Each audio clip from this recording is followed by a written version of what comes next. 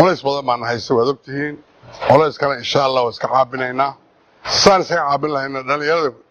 yaa loo bahay waxaa la rabaa dadka naga soo horjeeda wanaaggeena ma rabaan wallaahi inaysan rabin wanaaggeena halkan maalintii aan imaanaynay oo ugu horreysay meelo badan baan dhagax dhignay wax soo laabta ma aragteen maydnaan arag mana arki doontaa wax badan ayaa jira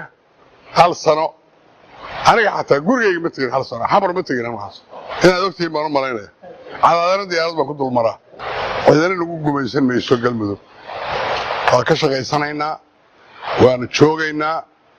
awal waxbaan danaynayna waa gagabanayna waxaan islahayn amaan waxsi noqdaan laakiin hadda run bay geyday dalka ayaan ka shaqaysanaynaa wax badan oo aan loo jeedin waa noo imaan doonaan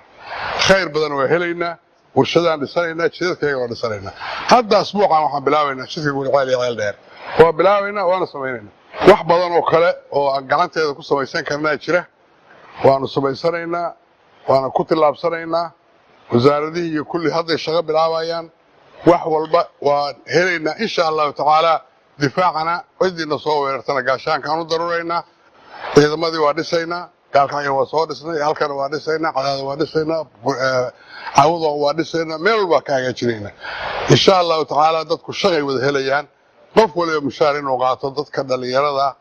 ama rag iyo dumarba ha ahaatee wixii aan wax baranayn inay shaqo helaan baan ka shaqaynaynaa waan heli doonaan insha allah